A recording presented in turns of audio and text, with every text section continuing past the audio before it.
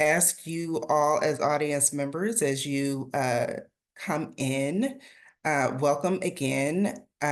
Please put your name and organization, introduce yourselves in the chat as they give you all a bit of setup for our conversation today and tell you a little bit about how this webinar came about. So my colleague Katie Spiker, who leads our federal affairs, and I had the pleasure of listening in on a presentation earlier this year by Center on Budget and Policy Priorities CEO Sharon Parrott. And she used this term, one fight, when talking about the advocacy that is needed for workers and families in this moment. And that message of one fight, that frame, like really resonated with us at National Skills Coalition. And you've seen some of our blogs that we've done that allude to this one collective conversation, this one collective debate that we're having. And at the essence of this one fight message or frame is, and the way we've been thinking about it at National Skills Coalition, is that cuts to workforce training programs, cuts to safety net programs, and the rollback of energy tax credits, they are all a big part of one big debate or one big fight about how we value workers, families, and the small and mid-sized businesses who hire those workers, right? And we know that our coalition is made up of training providers, of workforce boards, of community colleges, community-based organizations, research and advocacy organizations, students, workers, businesses, labor management partnerships. I could go on. But we also know that our approach in this moment cannot just be about funding workforce boards over here, community colleges over here, insert your type of organization over here. We need to take a holistic approach to advocating on behalf of the full needs of workers, students, and small businesses. So that's what this webinar is really all about. It's about bringing in experts to discuss reconciliation's impact on workers, students, and small businesses from different angles, and teeing up the potential actions that you can take to mitigate the bill's harm, and in one case, take advantage of an opportunity. So that's our why. And I'm going to tell you a bit more about reconciliation and then transition to the conversation with my fellow panelists because I want you all to hear from them. So a bit more background on reconciliation. Reconciliation, as many of you all know, it was signed into law on July 4th. It will cost states billions of dollars if fully implemented in economic impacts.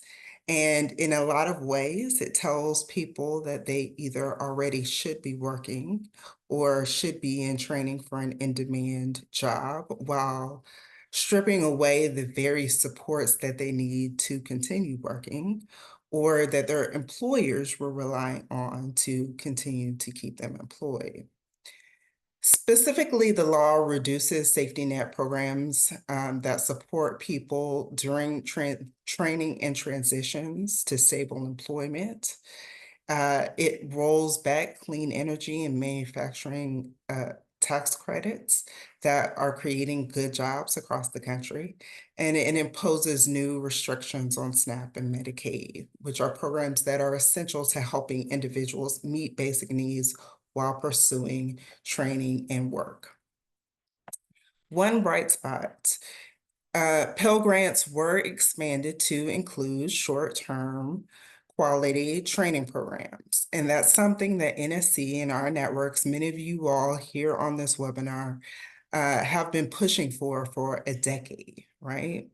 And I want to recognize that and say that this is one data point that does show that advocacy and policymaker education is effective, which is part of the reason we are all here today. And workforce Pell, but at the same time, we also know that in advocacy and policymaker education, we oftentimes do not get 100% of what we want, right? And workforce Pell or short term, the expansion of Pell to cover short-term credentials is no exception.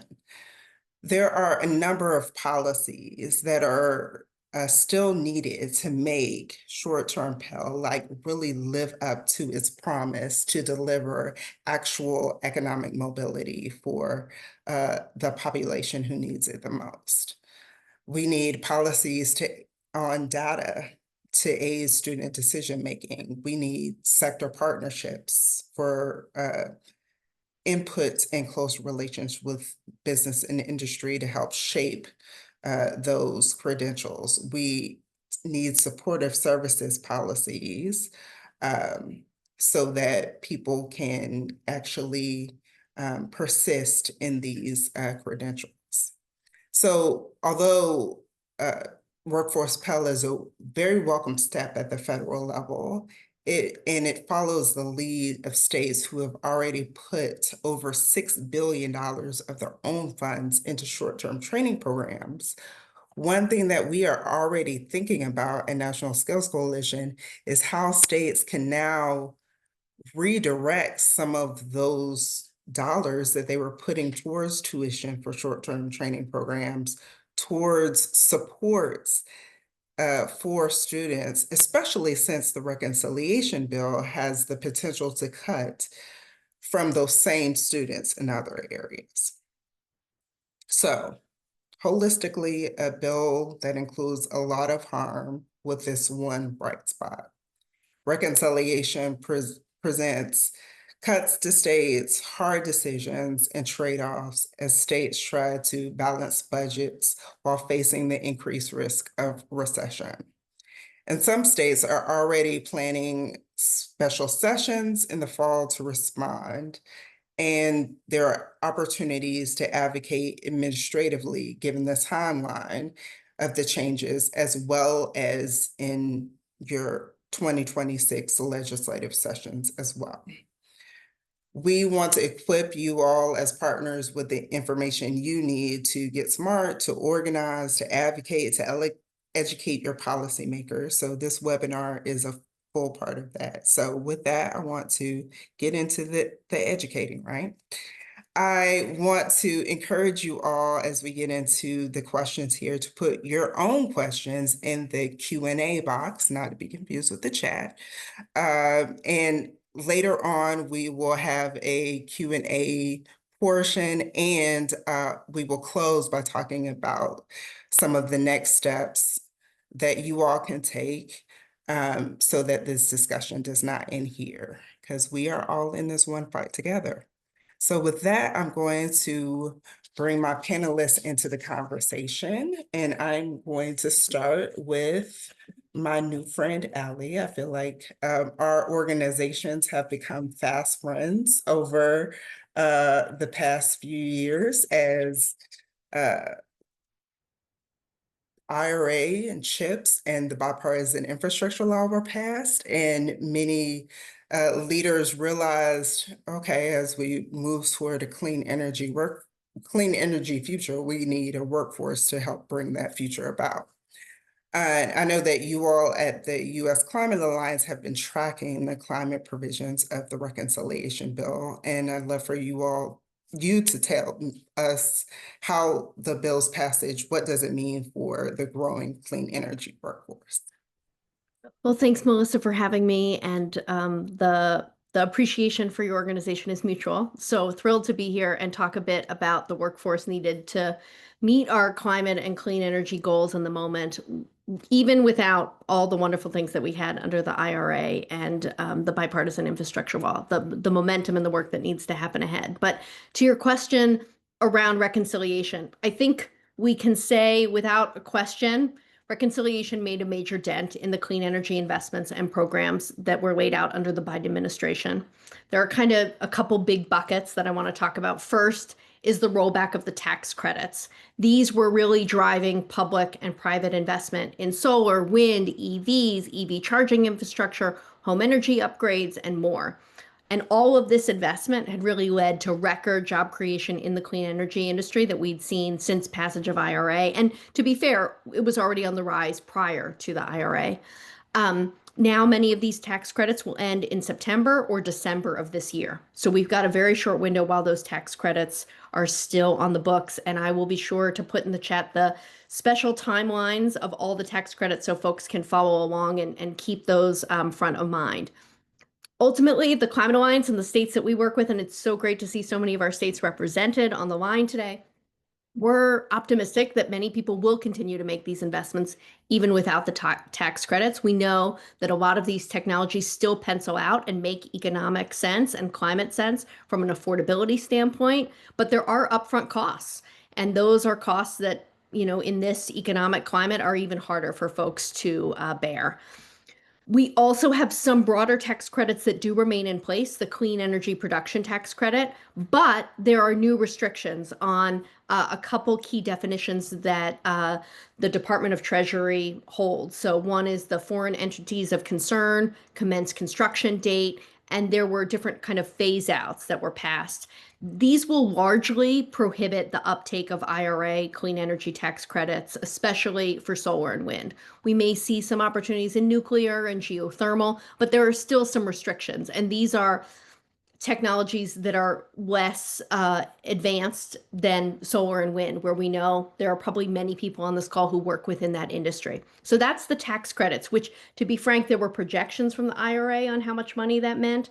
That was really all up to us on how much we spent, right? The other big chunk of IRA was all of the grants and programs and loan programs, et cetera. So those were major funds that we saw in the Department of Energy, the Environmental Protection Agency, Department of Transportation, USDA, Department of Interior. And any funds that weren't spent before reconciliation, any unobligated funds, and I'm sorry I'm using congressional jargon, it's terrible.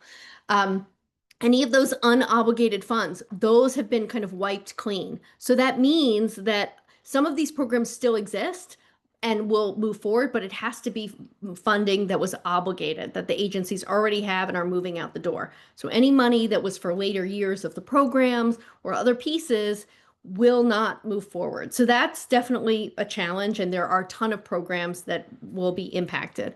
And then there are all of the other kind of broader impacts of funding freezes that we saw earlier this year, separate from reconciliation, that are just creating greater uncertainty, I think, within the grants program world. So the grants and the tax credits are kind of the two big buckets of things that we lost. I would also say that there were other things, other regulatory changes that happened as well that will kind of change the dynamics and create greater economic uncertainty in the clean energy industry overall. We'll see probably some stalls in some of the training initiatives. There are disruptions to the growing workforce programs, obviously. And ultimately, all of this kind of jeopardized the pipeline of skilled workers that employers need for the clean energy transition. That being said, there are still programs on the books like Solar for All, which there is news this week that EPA may claw that money back. We'll see. But I have full faith that our states are on it, and you probably have seen some statements from some of our governors and congressional members this week holding the line on that. The Climate Pollution Reduction Grant, the National EV Infrastructure Program, those programs are still on the books. And our states are definitely committed to implementing and deploying and drawing down funds as much as they can. So I know Wes is going to add more to this, but those are some of the big kind of climate and clean energy programs under IRA. But while Wes is talking, I will grab the tax credit timeline for everybody as a resource as well.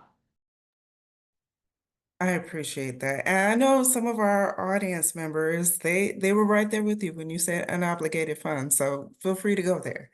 Um, and I'm hearing, yes, major dent, but there are still a lot of programs on the books, and you're putting resources in the chat to help people understand that. So that is great. I'm going to move on. Next question to Wes here.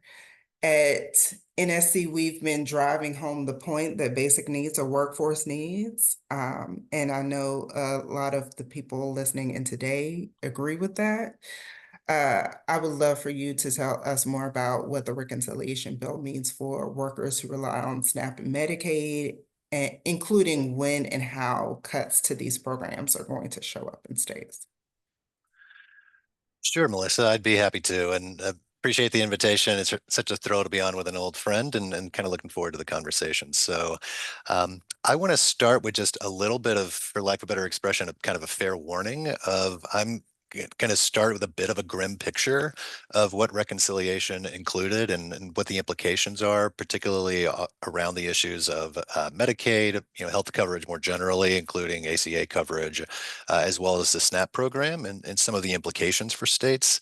But it's not to endear a sense of hopelessness or being a Debbie Downer, but rather to sort of, I think, cue up some later conversation we're going to have around how there's just a ton of work that now is going to need to be done really sort of in earnest, in some cases more than others, that has the potential to do a lot of good in mitigating harm in the short term and ideally, reversing at least sizable aspects of it down the road. And so with a bit of that kind of cue up out of the way, let me start with like kind of a top line landscape picture to help, set the stage. And it's largely what we have seen with the recent mega bill passed in Congress is, as a practical matter, the largest cut to health coverage in history, paired with the largest cut to SNAP in history, enacted in large part to finance $4.5 trillion in federal tax cuts, which are overwhelmingly tilted towards those that are going to be at the top of the income scale. Now, most lower and moderate income people are going to sort of see little to no benefit from, the broad swath of those tax cuts. And in turn, according to most mainstream analyses, as many as about 80% of Americans are actually going to wind up being worse off in terms of aggregate income because of the combination of those budget cuts on one side, meager tax cuts on the other, and then the president's tariff policies as well, causing some economic spillover effects. And so the kind of bottom line here of what has recently occurred in Congress is really a kind of what has been described as a historic transfer of wealth from the lower ends of the sort of American income spectrum towards the top. And so with that like basic story to set the stage, I'll kind of back in kind of concisely to some of the specifics around those programs that we really saw, and that we're again looking forward in earnest to think about how to mitigate the harm from.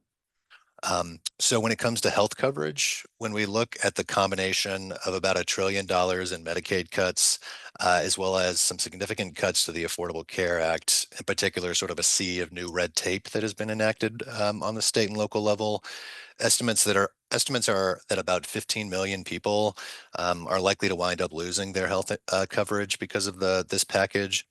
For context, that number sort of closely rivals the number of people who would have lost coverage had the Affordable Care Act been effectively repealed back in 2017 rather than having been blocked at the time. The largest chunk of those coverage losses are going to come from a set of really harsh new work requirements enacted for adults covered under the expansion, covered in the expansion group and Medicaid expansion states. Those work requirements are starting in 2027, required to start then. So 2026 will be work to sort of bring them online. I should stress that we know from experience in states such as Arkansas and Georgia that have had these sorts of policies already, that most of the people caught up and losing coverage under those work requirement policies are likely to be people who are working and who meet the statutory requirements under the law, but are basically getting tripped up by this sea of red tape, by paperwork, by systems that are not user friendly, so on and so forth, which is kind of something that we can come back to in a bit. There's also another 22 million people who are likely to see the cost of healthcare go up because of Congress's failure to extend what are called the premium tax credits under the Affordable Care Act, which means that the cost of acquiring coverage under the ACA will rise and could rise quite significantly for many people compared to what they're currently paying and have paid sort of in the recent past. Quickly then, turning to SNAP. Um, Bottom line is that the package includes about a 20% cut to the SNAP program overall. There are currently about 41 million people nationwide who access, it helps them access an adequate diet through this program. Those folks are now at risk of losing some or potentially all of their benefits. There are a couple of crucial pieces here on SNAP I want to lift up. One is that the package expands a sort of already strict set of work requirements that are present in the program. Again, in ways that could potentially restrict eligibility and access to benefits. And then two is a major part of this policy is sort of a partial shift of the cost of SNAP onto the state level for the first time in the modern SNAP program. Food benefits have always been 100% federally funded, reflecting a national commitment to addressing hunger, particularly amongst children. Reconciliation basically breaks that national promise. States are going to be on the hook for up to 15% of the cost of food benefits starting in 2028. Um, those are real dollars up to about $260 million a year in Alabama, $1.8 billion a year in California, $438 million a year in North Carolina, so on and so forth. It's a sizable cost responsibility in the context of state budgets, as many people on this call, I'm sure, are aware. Now, there's a real risk here that states will not fully, sort of backfill that those SNAP costs, which would substantially restrict the federal match. And there is a real risk we're concerned of some states choosing to opt out of the SNAP program entirely. It has always technically been optional, but states have had no reason to back out of it. Whereas now we could see the SNAP program effectively ending in certain states if they choose not to backfill those dollars. Now, all of those things will, of course, have significant impacts for students, workers, families, local economies in ways that I'm happy to continue to speak to over the course of the conversation, but I can stop there for the moment.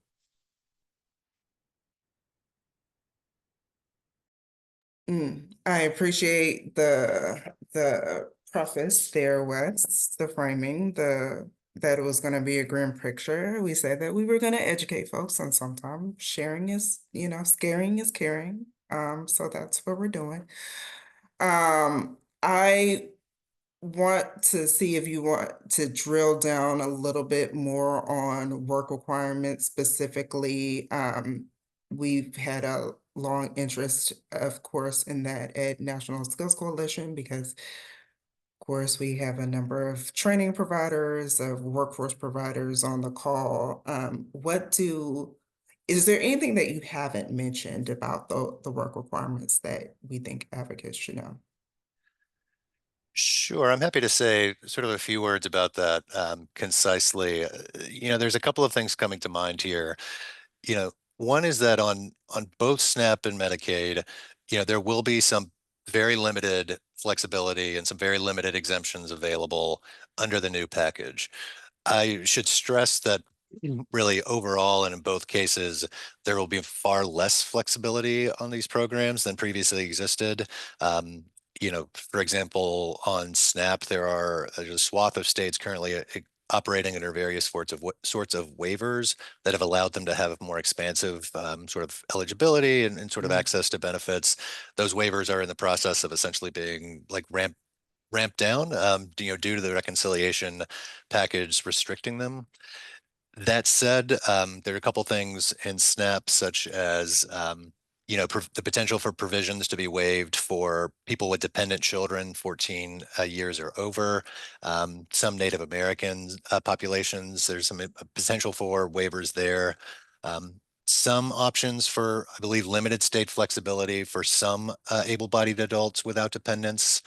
And then in Medicaid, a couple of things such as I think the possibility of exceptions for sort of veterans with full disabled status, I believe might be the phrase, um, uh, pregnant people as well as postpartum people, some options for flexibility and exemptions there.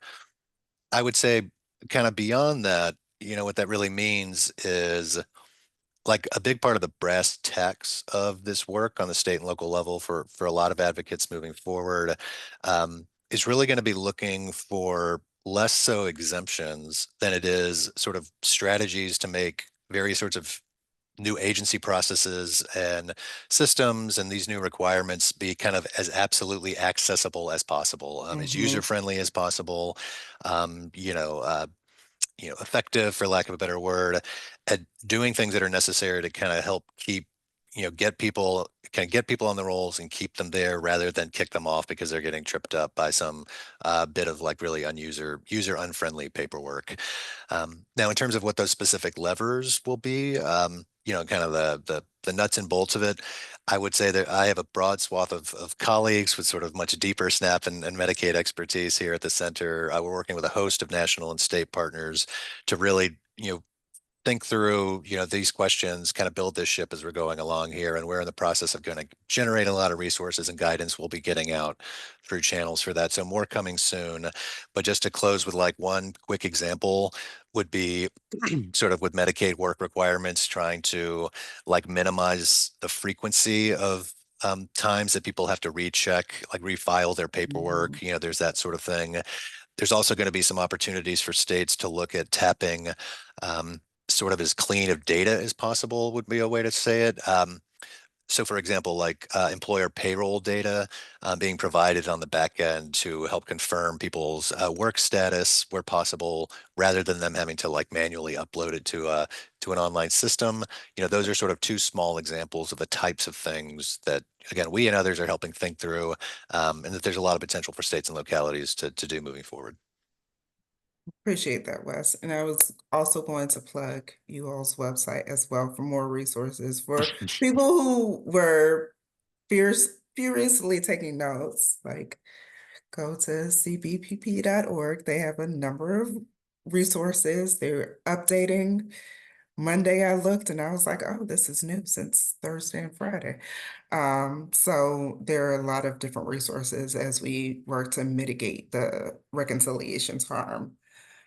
I want to pick up on that point about there are a number of different options and in actions that states should be taking to improve their processes. And I would imagine, Wes and I know this, we used to work for the same organization in Georgia.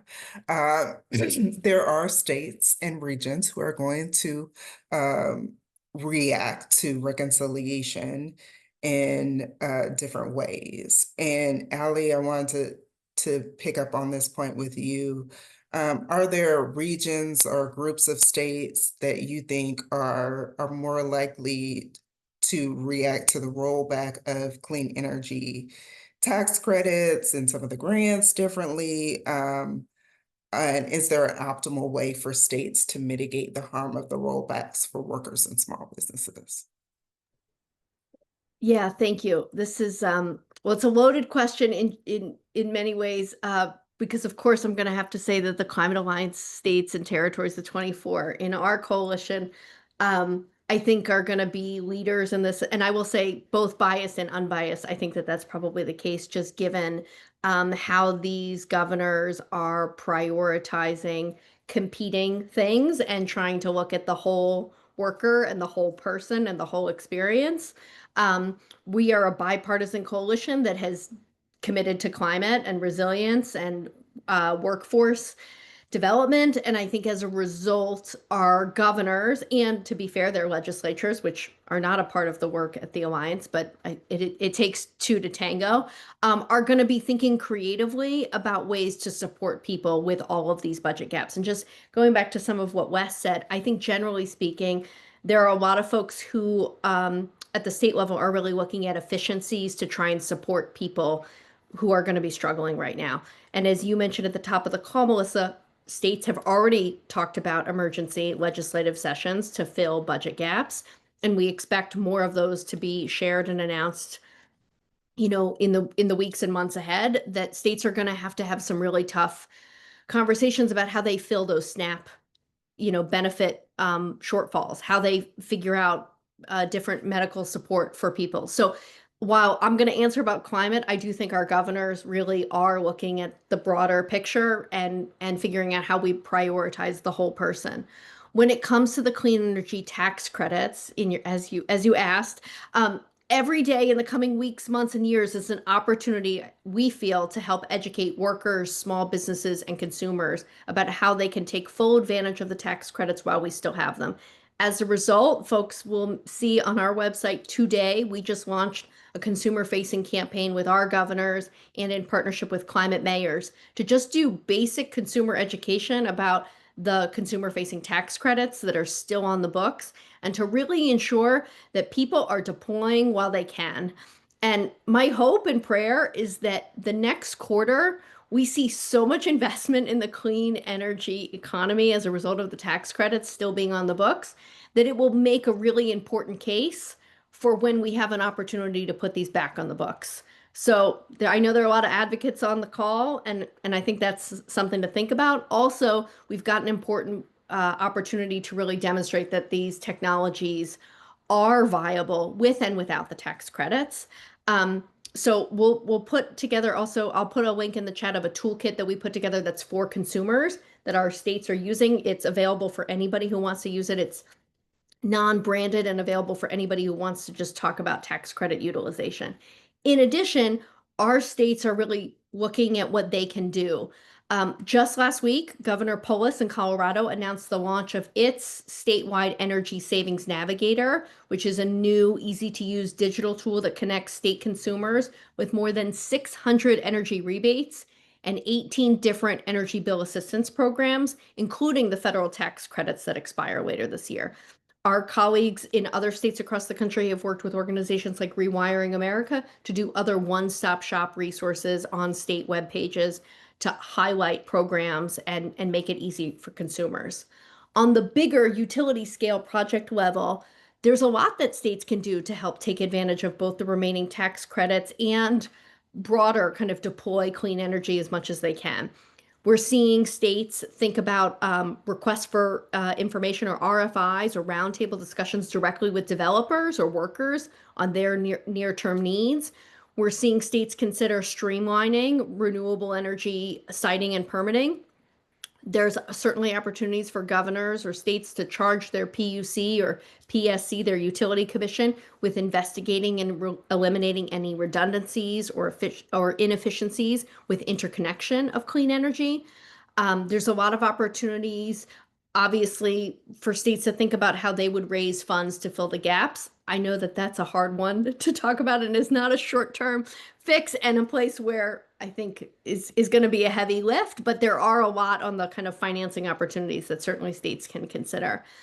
And I'll just add that, states are coming up with innovative financing mechanisms before and after reconciliation. For example, Massachusetts and the Healy administration launched a first in the nation program called the Massachusetts Climate Career Fund, which is an outcomes-based workforce fund designed to fill climate workforce gaps and increase access to economic mobility for workers and support a diverse workforce. The state recognized that in order to reach its big goal, they would need to train an additional 34,000 workers for the climate sector careers such as HVAC technicians, energy auditors, and electricians.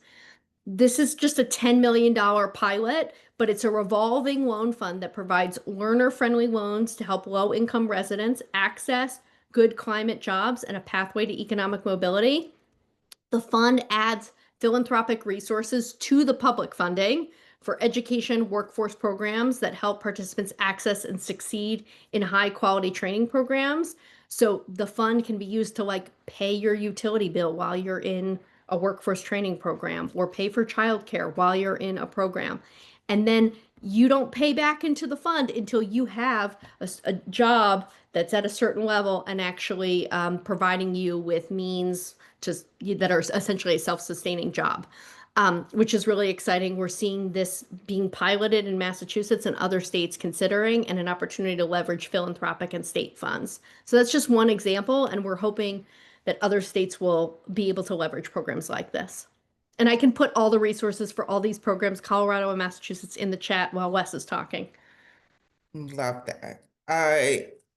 I appreciate the very accessible examples. And I also appreciate your point about let's take advantage of the tax credits now so that we have the evidence for when the future, when we have the opportunity to expand, bring them back and possibly expand upon them. Similar question to you, Wes. I want you to talk about how you see different states, regions reacting to the cost shifts that you mentioned, the work Mhm. reporting requirements, the cuts that are in reconciliation, and how can our partners get ahead of that? Sure, I'd be happy to. So I would say in terms of how states, could respond or are likely to respond to sort of the series of cuts, particularly on the health and food assistance side, this is something where, no one, of course, has a crystal ball, and there's probably not a universal perspective. We're all kind of thinking and learning as we go along, but I'll kind of share that I'm thinking about things right now and probably breaking down in terms of sort of three general buckets would probably be a good conceptual place to start. One is, or the first of those would be states that really for like sort of seize the moment or sort of jump into the response with a kind of ambitious, inclusive set of policies. There's likely to be a second grouping of states where it's a bit of a mixed bag, and there are sort of a lot of hard debates, hard trade-offs, a lot of great advocacy work to be done, um, which is true across all three of these buckets. But then the third is a group of states where, certainly not all is lost. There's, a lot of work that needs to be done, a lot of opportunities, but there is real risk of significant harm and state policy makers even potentially actively making things worse. And so will touch on kind of three of these a little bit briefly, or each of these a little bit briefly. So the first is sort of a group of states which, it's not a partisan statement to say, but just in terms of the political landscape of this country, are going to be mostly, but not wholly, sort of Democratic trifecta states, who are going to, potentially really look, quite, eagerly and in earnest to seize the moment for things like raising new revenues, through various sorts of targeted taxes and fees, to kind of backfill the sea of cuts that are coming down, meet the match once it comes on in 2028, and potentially, invest in a range of other things to help bolster, various forms of economic opportunity that these cuts are in the process of restricting. A particular fine point that I might press here is one of the things that's probably more likelier to happen in this grouping of states are efforts to sort of re-expand health coverage to many lawfully present, to be clear, lawfully present immigrants who were disproportionately targeted by this bill, and have had access to health coverage stripped away in a variety of ways. So that's one sort of area and one possibility for active work and effort, again, in all states, but where there could be some real movement and potential there. Now, this second group of states is, again, places that are a bit more sort of politically mixed, maybe divided control, maybe a bit of a more history of moderation, sort of in one direction or another, where it is quite possible that, states might lean towards, what you might think of as like a cuts first approach, to filling some of these holes, looking at areas of the budget, to be clear, not only in healthcare, but also potentially other areas of their budgets, be it education, infrastructure, housing, childcare, to sort of free up front funds essentially and shift them to these new needs, for food assistance and healthcare. These are places where there's, going to be a big need for sort of really hard advocacy around making sure that revenue is included in the conversation in state and local responses to these cuts. Again, rather than it being sort of a cuts first or a cuts only approach, um, and where there's also going to be, kind of a lot of hard work needed, particularly with sort of sympathetic governors, to make these new sort of agency processes, and things that are going to be needing to come online in terms of the various sorts of new restrictions and federal requirements, as inclusive as possible as we were discussing, sort of making those new things as smooth and efficient, as they can be. And then third, just to be clear-eyed, there are a group of states, which have a history of deeply conservative control, for the most part, where there's significant risk of a really a cuts only response at first to these things, where there's sort of little to no effort to sort of backfill things that are now being cut from the federal level, where it's sort of very difficult conversations and potentially little to no effort around smoothing out these requirements to make them efficient and inclusive, where there's potentially a kind of deep resistance to backfilling that SNAP requirement in ways that again raise significant risk, not giving any particular state or set of states a hard time, but where there is significant risk of some states leaving the SNAP program entirely. Um, and again, where there could potentially be efforts to further exacerbate the harm with things like additional regressive tax cuts, more budget cutting. You can think of some of the political conversations and debates here being things such as, like building on the momentum of reconciliation to continue to right size government, those sorts of frames and those sorts of things being brought to the table, rather than an effort to really respond to this in a way that mitigates harm and helps people and communities. And so obviously, especially in that last group of states, but really in all of states, work will really be needing to begin. There's a lot of work needing to begin sooner rather than later around sort of building bridges, between advocacy groups across issues, thinking around how to build a case, for as sensible and as sound of a response to this as possible. Again, to mitigate the worst possibilities of harm there and really strive towards, as inclusive of a response as can be mustered. One fight, one agenda, back to that, right? Um, I appreciate those categories and buckets and different approaches that we need to be thinking about.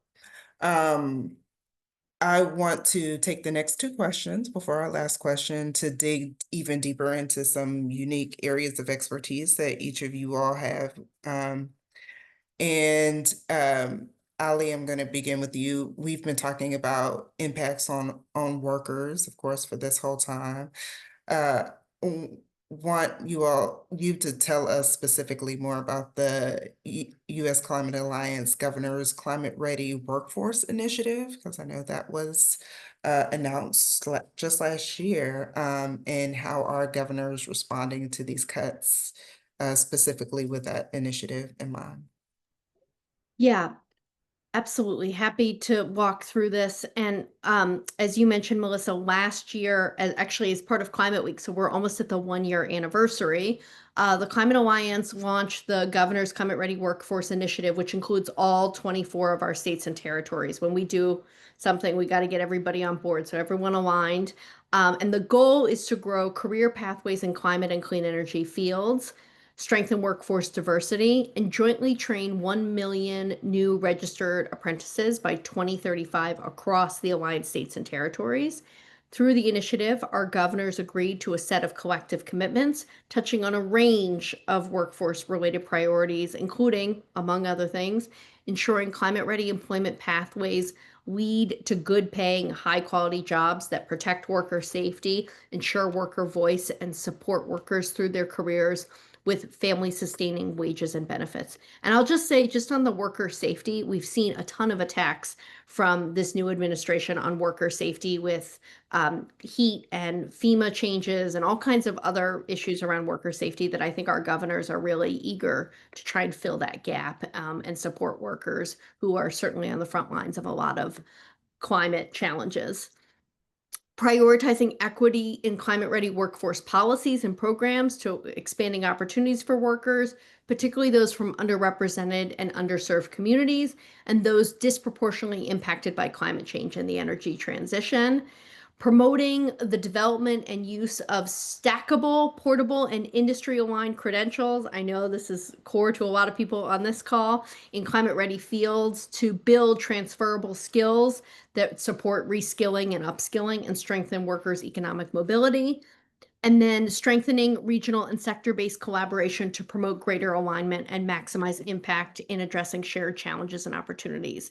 And these state level commitments, or sorry, our national commitment stands, and a lot of our states have set their own commitments as a result of the initiative.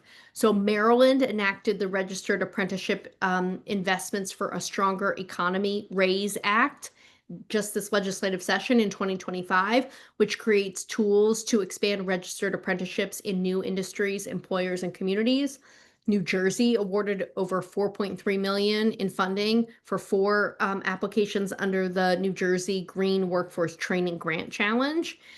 And New York announced 2.5 million in awards as part of the state's apprenticeship and pre-apprenticeship clean energy training initiative that will help train more than 1,000 apprenticeships. So, oh, and I should add, there's one more. New York Power Authority approved nearly 4 million in funding for clean energy workforce training and development programs. Obviously, there are questions about how much we'll see programs continue to be funded in the next legislative session, but we did see action this year, which is something we're optimistic will continue across our states. Also, alliance states are still adopting policies, making critical investments, and establishing new programs in alignment with the initiative's collective commitments, regardless of what the Trump administration does or does not do. And of course, having a hostile administration makes this more difficult, but our coalition is really committed and as committed as ever to advancing the clean energy transition with workers front and center. I'll also just add that states are really working to share best practices. One of the things that we really do with the Alliance is create a safe space for states to talk to each other and say, hey, what's working here? And how do we do that in another space?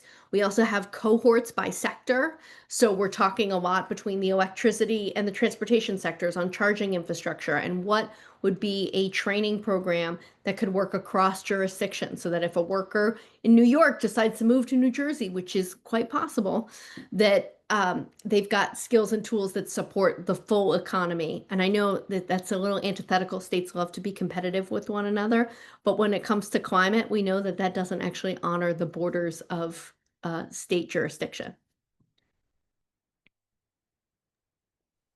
You coming through with the state examples. I appreciate it. Once again, I'm sure people are furiously writing. Wes, I'm going to turn to you because Allie actually kind of set you up in terms of tax, uh, the tax landscape, and Hmm. we've been talking a lot about cuts. You've mentioned it before in terms of revenues. That's the other side of the ledger. What are the tax uh, uh, options that you would encourage our partners to be thinking about and exploring to balance out some of these cuts? Of course, I'd be more than happy to. I think about taxes and talk about taxes way too much for a living. And so I can try to paint a little bit of a picture here around how, in the current moment, as states and localities are kind of reeling from recent events, is, revenues really are just absolutely going to be the name of the game. And it's going to be something that we're already talking, across issue areas, across partners with that's really going to need to be a kind of cross-issue unified effort on the state and local level to think about revenue sort of first solutions to these new costs and to these cuts coming down to the state level to both mitigate the worst of, again, sort of the cuts to services, but then also to help prevent a sort of cannibalization, if you will, across different aspects of state and local budgets, where policymakers might start shifting dollars around in ways that could, again, hurt schools, roads, any number of things, rather than only healthcare and food assistance programs, which of course are all essential. A point I want to sort of really hammer here that's a bit of a sort of state fiscal policy. It's just a fundamental truth in terms of understanding the way choices are made and the way these policy debates play out, is that states and localities, unlike Congress, have to balance their budgets sort of give or take every year. States cannot run just ongoing deficits year to year where revenues slow down or there's a recession and they just keep funding the same amount of things. When there is a state of sort of fiscal constriction, if you will, whether it's an economic downturn, whether it's a reduction in federal funding, states and localities have to find those dollars somewhere, or it's going to hit vital services. And so, in terms of how to do that, I won't spend a lot of time dwelling on sort of particular individual policy levers, right? Of, oh, well, now states need to sort of turn to X or Y in their income tax, or, close X or Y corporate loophole, or look at, sort of reforming and modernizing the sales tax so it more accurately keeps up with the economy, all sorts of policy options that, are very sound and reasonable. And we have a lot of research backing up the ways to do it effectively. And where many many states, in recent years have leaned into these things in a way that have generated substantial amounts of money for K through 12 schools, community colleges, transportation in places like Massachusetts, Washington, Minnesota, DC, Colorado, a few others. Um, and so the one thing I would sort of lift and point to, and that I believe we have the resource that can be put in the chat, is one thing that we have and maintain at the Center on Budget is a kind of online interactive, what we refer to as a revenue menu, um, that practitioners, state and local policymakers, partners, interested parties of the public can go to and just get kind of the wide angle lens of what are those levers that are available in their states. That information is available state to state for around 50 different sort of revenue options that could be turned to, to to help address really sort of the worst of this potential harm and to mitigate it wherever possible. And I think the one thing I want to close on here on this point is thinking about one of the ways um, to conceptualize the really need for revenue and the opportunity for revenue in the current moment is sort of twofold, um, or even actually I would say even threefold. One is that states have historically proven most willing to raise revenues when they need to, essentially. After the Great Recession, for example, there were many states, I believe a couple dozen or more, who at least included revenues as part of the response to the crisis. And then really another kind of key thing I want to lift up here is the scope of the tax cuts that were just enacted by Congress, again, I alluded to earlier being disproportionately weighted, towards people at the top of the income spectrum. Um, there's real opportunity. I think in some states there will be an eagerness to potentially try to recapture some of that essentially tax windfall that again is weighted towards the top. So just to use one example, in Colorado, the average tax change coming down because of the federal revisions sort of for the bottom 20% of people on the income scale is going to shake out to about $70 a year. For the middle 20%, it's about $1,700 a year. And then for the richest 1%, it's about $71,000 a year. In terms of those reduced taxes, from again the change on the federal level. And so states have a lot of tools, such as closing corporate loopholes, targeted tax increases at the top, which many states have done in recent years, to potentially counteract, what was really a historic, historically outsized cut targeted towards the top. And so, again, a lot of policy options are available, and really a lot of need, for kind of cross-issue collaboration and leaning in on the revenue front. That was, you went just deep enough, Wes. I appreciate it. So last question, you all have been giving ideas for our partners to think about all through this call, and I appreciate it. What are some things maybe that you haven't mentioned, or some closing thoughts that you want to just reiterate that our partners should be thinking about in the short and long term? And Ali, starting with you. Yeah. Yeah. Well, first, I would just say there are a lot of public comment opportunities. I know that's not a sexy answer, I'm sorry. But every agency is working to implement the insane number of executive orders that are coming down from this administration. And there are a lot of opportunities to weigh in. And while it may feel sometimes like a futile exercise, we want to have as much documentation around how people feel about these changes. It certainly helps in coordination with how attorneys general or other entities may weigh in on certain legal changes. For example, DOL just recently released a notice for proposed rulemaking prohibiting illegal discrimination in registered apprenticeship programs that might be worth folks taking a look at if they're interested in commenting there. That would effectively rescind many regulatory provisions governing equal employment opportunity obligations of sponsors of apprenticeship programs. So that's just one. I would also say really focus on implementation while we've got certain programs on the books, whether those are grant programs or tax credits.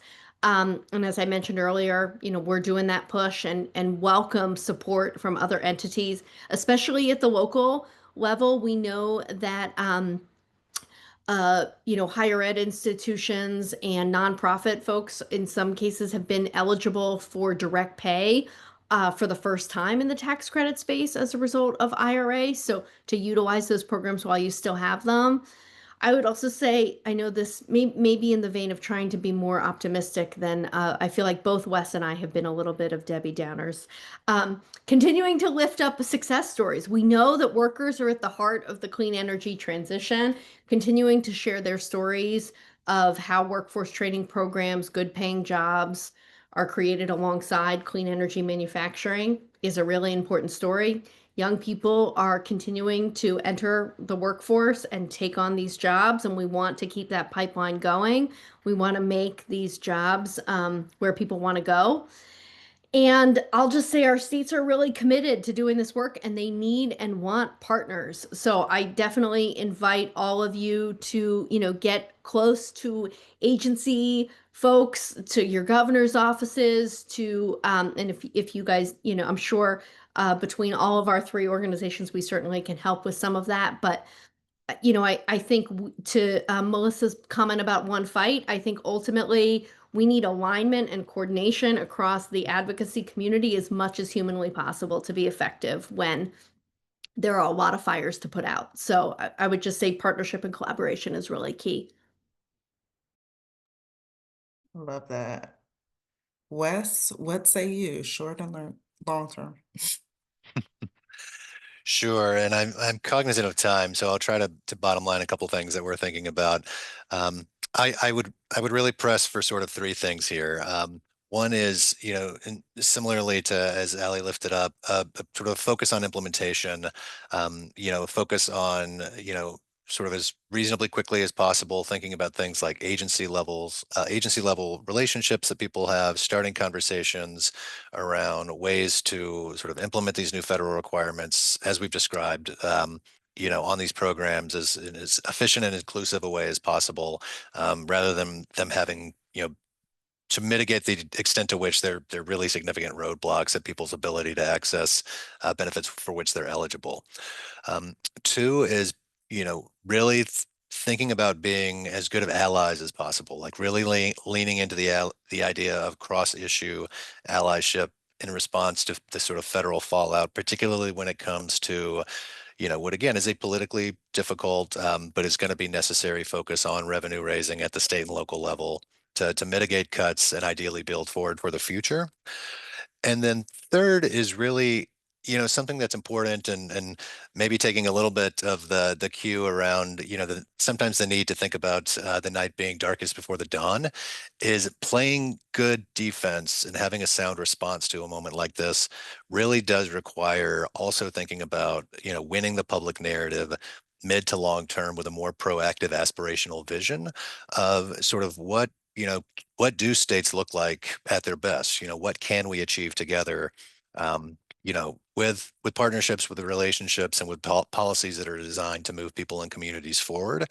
And so, that includes, thinking about things like just banging the drum around sort of the scope of what just happened, the scope of the cuts that were enacted, which are deeply unpopular, to be clear about it. Documenting harm as things start to come online over the next couple of years to really continue making that case. And then again, thinking about how to weave a positive, proactive story into the work that people are doing on the state and local level so that folks who are working to mitigate this harm and policymakers who are open to it have a clear understanding of sort of what's potentially on the other side of that response. What would be a better way to move forward in the future? Appreciate all of these thoughts. So I know we are coming up at the hour mark. I promised a Q&A. People have been putting their questions in. There is one question for the group. I'd love to get you all's quick thoughts on this question. We will answer the other questions after the webinar. And then I will do a quick wrap up.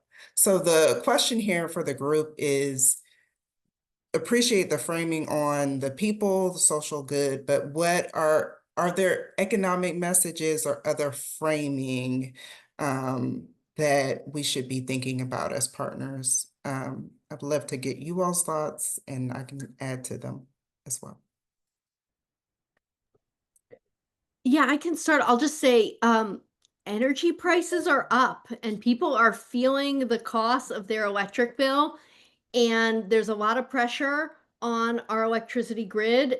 And we know that clean energy resources are right here in the pipeline, ready to support that work. So I think we're going to see that literally while we've been in this call, EPA has tried to rescind the Solar for All program, which is $7 billion to our states for low income solar. And you'll see some statements from certain governors.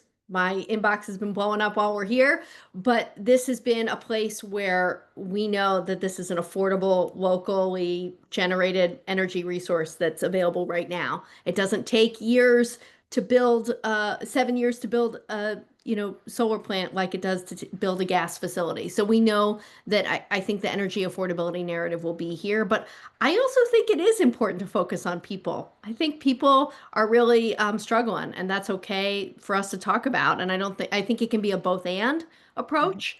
And I think our governors in particular are really focused on their constituents at home as much as they are about, what's happening in Washington. So I would say a both and, but I don't know if Wes, you disagree. No, I love this question, and it's actually a great response because in some ways that the last part there, Ali, took a bit of words out of my mouth in terms of what I was thinking, which is that I do think that economic arguments both exist on these issues and can be really powerful, and can be really powerful, particularly with certain audiences, certain types of partners, say local chambers, certain policymakers, but then also at the same time thinking about sort of my own personal experience as well as our experience collectively when it comes to sort of advocacy on these sorts of things on the state and local level is effectiveness tends to vary sort of from audience to audience. Whether you're trying to mobilize partners, energize the public, move move a skeptical lawmaker, maybe inform a deeply hostile lawmaker. There are economic arguments, there are sort of social good arguments, if you will. Some of these things have significant impact on like local communities. So when people lose their health insurance, it means they're going to be foregoing preventative care, sort of not treating illnesses, staying sicker longer, and showing up at, for example, at a local rural hospital, now seeking uncompensated care. Mhm. It is well documented that as a result of the passage of this bill, there are rural hospitals all over the country that are now sort of at risk of shutting down.